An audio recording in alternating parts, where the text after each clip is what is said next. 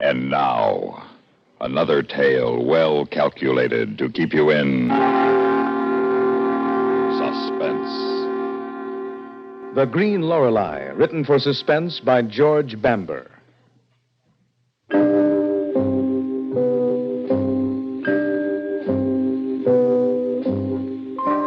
My name is Adams. Roger Adams. Maybe you've heard of me. I write for the pulp magazines. Mystery stories, horror stories at 2 and 3 cents a word. But then again, maybe you haven't, because it's been a long time since I've written anything, and even longer since I've sold anything I've written. Maybe that's why nobody believes me, because of what I did for a living and what happened afterwards.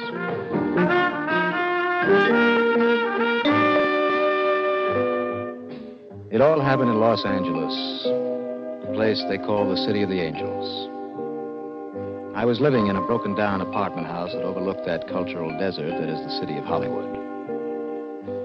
It was late at night, one hot, smoggy August. I'd spent the whole day sitting, staring at a typewriter that sat staring back at me. I hadn't been able to write a word for days. Finally, I got fed up with it all, and I took 50 cents of my last $2. I went down and I bought 2 bottles of cold beer. And on my way back up to my... Well, Mr. Adams. Oh, Mrs. Snyder. I thought if I listened at my door long enough, I'd catch you sneaking up and downstairs. No, I wasn't sneaking. Well, I'd like to know what you call it. Walking on the sides of the steps that way. Now, Mrs. Snyder, you have an extremely suspicious and unpleasant nature. When are you going to pay me the money you owe me? At the end of the week. You've been saying that more than a month now. Well, now this time it's true. I just sold another horror story to Authentic Mysteries, and the check is in the mail. Now, I thought it would be here today. Well, I've heard that one before. No, I swear it's true.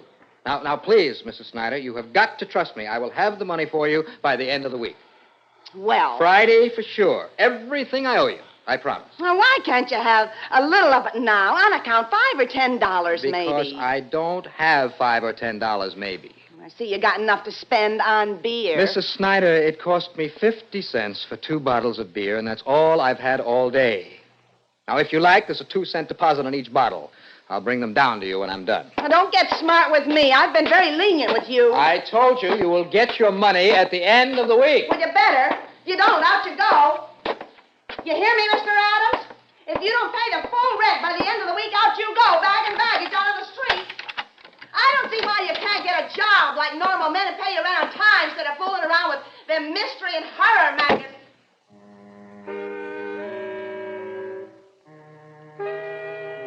I stood with my back to the door until I regained my self-control.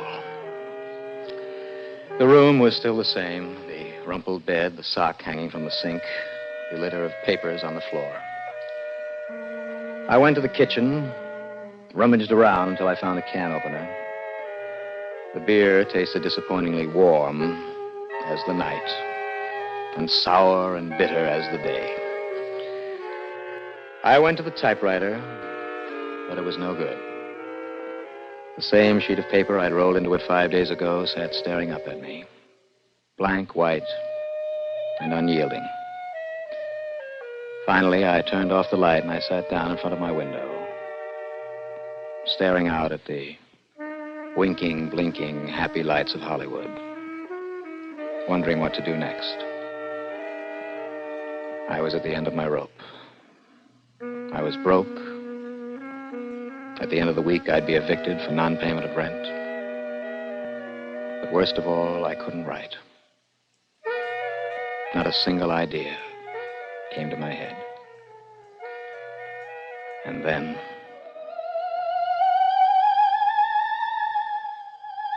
I heard her voice, the voice of the woman upstairs. I had heard it many times before, sometimes when I sat unable to write, mostly at night. To me, she had the most beautiful voice of any woman I'd ever heard. And I imagined her to be like her voice, soft, lovely like her voice. But then it occurred to me that I didn't know what she looked like. In all the months I'd lived in Mrs. Snyder's apartment house, I'd never once seen her. I'd seen her husband many times as he went back and forth on his way to work. He was a short, ugly little man. And it seemed impossible that he could be married to a woman who sang as beautifully as that. Suddenly, I was overwhelmed with a desire to know who the woman was and what she looked like. I grabbed a cup from the kitchen and I raced up the stairs to the apartment above.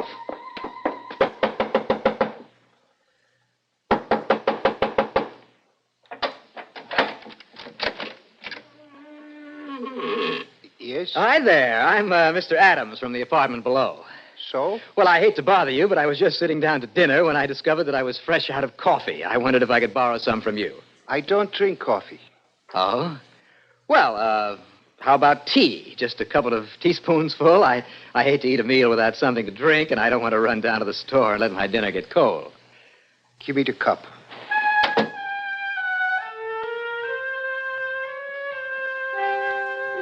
He took the cup and closed the door in my face before I could see anyone else in the apartment. But not before I got an impression of what it was like. It was laid out the same as mine, only cleaner. But it looked old and dirty. Maybe it was the furniture. It was old and black, like it had been brought over from the old country or belonged to a man much older than Mr. Steinmetz, who had lived alone a long time. Here you are. Oh, thank you. Thank you very much. You're, Mr. Steinmetz, aren't you? Yes, fine. Well, I thought that's who you were. I saw your name on the mailbox downstairs, and I thought I might as well introduce myself. I'm Mr. Adams in the apartment below. I know. And I thought since we live in the same building, there's no reason why we can't be neighbors as well as friends, huh? Well, is your wife at home? What makes you ask that? Well, on my way up, I heard a woman singing. I thought it was your wife and wanted to compliment her on what a beautiful voice she had. My wife is dead. Oh. Oh, I'm very sorry. Well, it must have been your daughter, then. You heard no woman here. Oh, Mr. Steinmetz, I stood right outside this door, and I heard her just as plain. You heard nothing. My wife is dead. I stood in the hallway, stunned. I had heard a woman singing, I was sure of that. But why had he lied? I went back to my apartment trying to figure it out. I sat in the darkness with the warmer second bottle of beer when...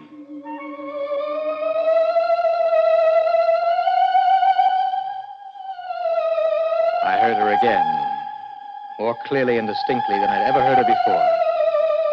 There was a woman up there, I was sure of that now. But who was she, and what was she doing there, and why had the old man lied? Tomorrow when he went to work, I'd find out the answer to that.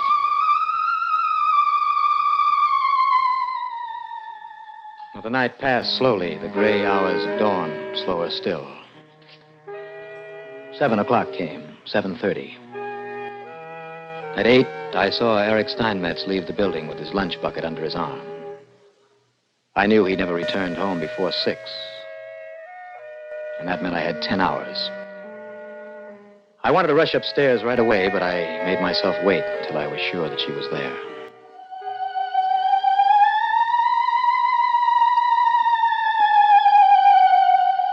At 10 o'clock, I was sure. I crept up the stairs of the hall, using the sides of the steps so they wouldn't creak, my heart beating in my mouth. The closer I got, the louder her voice became. And at the door, it sounded as if she was standing just on the other side.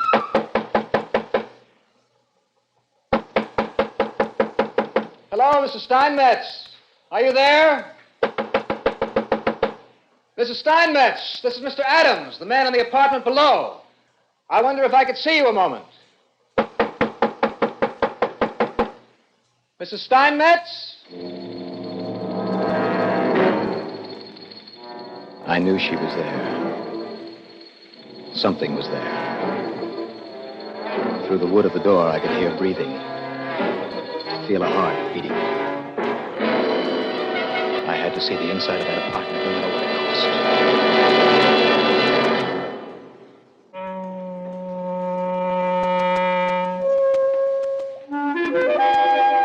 What are do you mean you lost your key? I didn't lose it. I left it in my room, and I locked myself out, and I wondered if I could borrow your master key. I can't let anybody have that. I only wanted for a minute, just to open my door. Well, why can't you hang on to your own key? I told you it was an accident. It could happen to anybody. You're the worst one I got. You don't pay your rent, you lock yourself out. Now, look, please, Mrs. Snyder, let me have the key, Please. Now, I will run up, and I'll open the door, and I'll bring it right back. And I will have your rent for you at the end of the week. Well, okay. But you bring it right back down here. I'll be waiting right here. I'll be waiting until you do. I don't want any funny business in my apartment.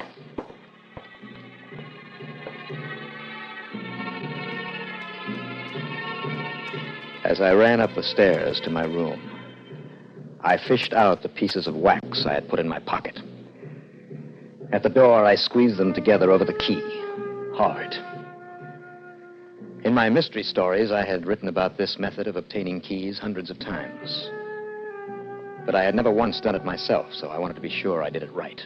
Well, what's taking you so long? I'll be right there.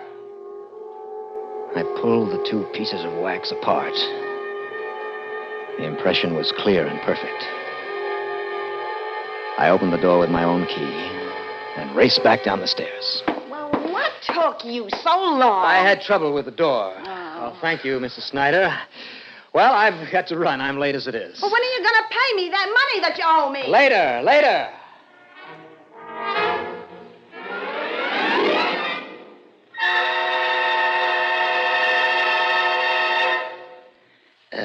This is a very difficult thing you ask, Mr. Smith. Yes, of course, Mr. Smith.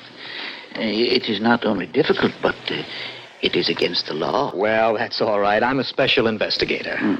You have credentials, then? No, not on me. See, I'm not allowed to carry them because of the nature of this case. Oh, I see. Well, allow me to introduce myself. I am the President of the United States. Well, now, look, are you going to do it or not? There are plenty of other locksmiths in this town. I would not touch this key for less than $50. What? I'm sorry, Mr. Smith.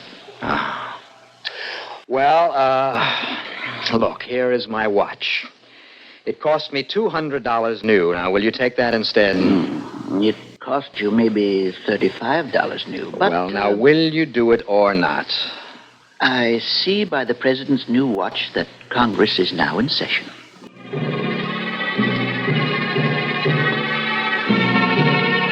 It was 2:00 by the time I stood outside her door again. That gave me 4 hours before Steinmetz came home. I knocked. Mrs. Steinmetz, are you home? I stood listening for a long time before I slipped one of my newly made keys in the door.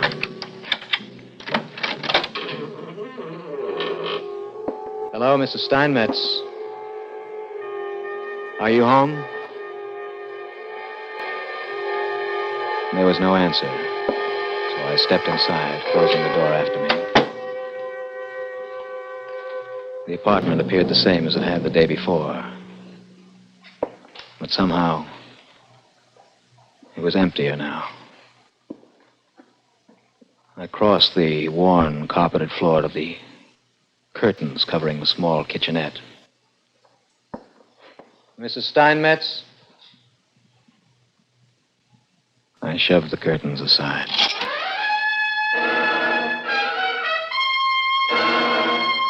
It was empty. I turned in the thick, hot stillness of the afternoon apartment and started toward the bedroom door. Halfway there, I was stopped by something that caught my eye on the round table in the center of the living room. It was just a picture. At first glance, it looked like a picture of two people standing together, but as I looked at it closer, I realized it wasn't of people at all, but a close-up of two animals or reptiles that only looked like people. They didn't have any hair or ears, and the surface of their skin was scaled like a snake's. I was about to search around for more pictures when I realized she was singing again, and it was coming from the bedroom door. I ran across the room, and I threw it open. The blinds were drawn in the hot, stuffy room, and in the darkness, a single candle burned. As my eyes adjusted to its light, I could make out a sleek bronze casket sitting at the other side of the room. Now, in my career as a writer of mystery horror stories, I've killed off about 500 people and come across countless bodies murdered in foul and devious ways, but never once have I been alone in a room with a closed casket or open one by myself. It took a great deal of courage to force myself across the room and even more to place my hands on the cool metal of the lid. And then with an effort, I raised it. It was empty. The candlelight played on the quilted white satin lining of an empty coffin. Mrs. Steinmetz? I know you're in here, Mrs. Steinmetz, and I intend to find you. I started going through the boxes and trunks and junk piled in the bedroom. I knew she was in the apartment someplace. I could hear her voice. And dead or alive, I intended to find her. I went through the living room, the kitchen, overturning, pulling things apart. Then I was about to give up when I saw the closet door. I'd never noticed that before. I stumbled across the room to get to it, and then I tore it open. She was beautiful. She was easily the most beautiful girl who had ever lived. She had long yellow hair that tumbled over her shoulders in a golden cascade. A small red mouth and clear blue eyes. And as I stood there staring at them, I realized they had that half-dead, half-live, never dead, never having lived look that I'd seen on the faces of effigies in a wax museum. Cautiously, I reached out and pulled my fingernails down her cheek. What are you doing? Out! Out of my apartment! Out! I throw you out myself! Mr. Steinmetz! Out and stay out! You come back and I call the police. He wasn't going to call the police. I was.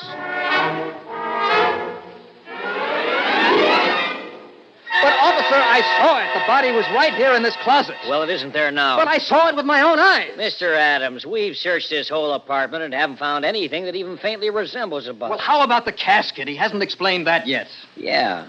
Mr. Steinmetz, how about that? Officer, I am old man. My wife died 20 years ago. I think I died too soon. I buy coffin. I not die, but I still have coffin, so I keep it here. There's no crime against that, is there? No, I guess there ain't. But how about this man? He break into my house, tear up my goods. He is lying. The man is a maniac. His wife died, and he preserved her in wax somehow. I tell you, I saw her with my own eyes. All right, where's her body now? Well, I don't know. You can't support your charges without a corpus delicti. Oh, officer, he's crazy as a loon. He causes nothing but trouble. Now, wait. I dug my fingernail in the wax on her face. Some of it is still there, you see? Green wax, Mr. Adams. Anybody could dig their fingernails in a green wax candle. Well, it wasn't green before. Oh, run him down to the station house. No, wait. I want no trouble. Just he don't bother me no more. That's all I care. He leave me alone. Let him go. Well, I can't very well hold him unless you're willing to press charges. Please, let him go. Just he don't bother me no more. All right. Come on, you. You can consider yourself a very lucky man to have. The officer took me down to my room. And I had to promise I wouldn't bother the old man anymore. And then I had to listen to Mrs. Snyder complain about the rent. Well, after they were gone, I lay down on the bed and I tried to sleep. But I couldn't. I watched the day darken outside my window into dusk, and then night. And with the night, she started singing again. But I pulled the pillow over my ears, and I fought against her. I would have succeeded, too, if they hadn't started arguing. Boy, you get. I'd never heard that before. In all the months I'd lived in the apartment house, I'd never heard the woman speak. I fought against it as long as I could. And then I crept out of my room and up the sides of the steps. As I stood outside the door, I could distinctly hear two voices, a man's and a woman's. It's all your fault. No. If you'd stayed in your place, this never would have happened. You were the one who wanted him up here. I never wanted any part of it. Why don't you let me go? No. Please don't hit me. Well, this was more than I could stand. I slipped the key out of my pocket and into the lock quietly. No. I've done what you wanted. Why don't you let me go? You'll never leave me. I threw the door open and ran into the room. And what I saw made me so paralyzed with fear that all I could do was stand there and scream.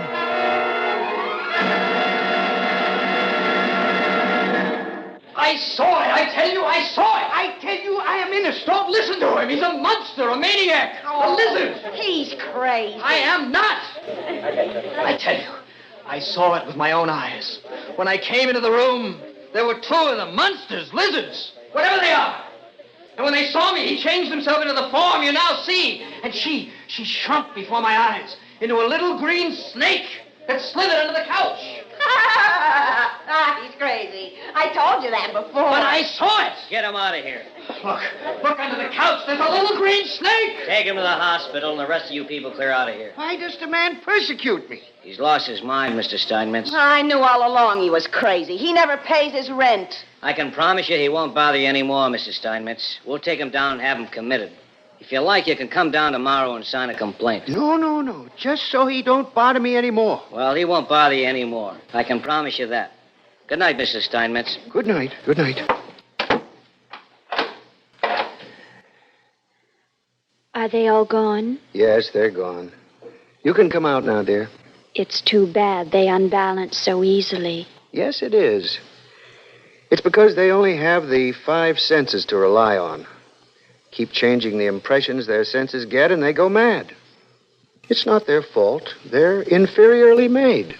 Can't we go home now? We found out what we came to find out. Yes. I'm tired of this planet anyway.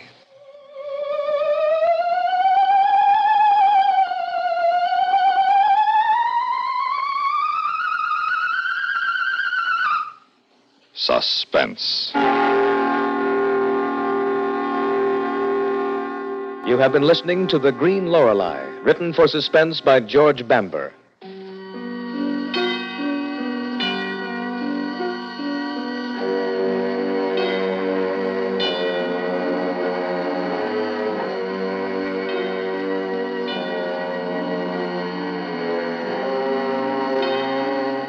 Heard in tonight's story was Bob Readick as Roger Adams.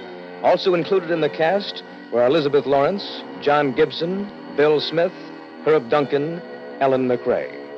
Another tale well calculated to keep you in suspense.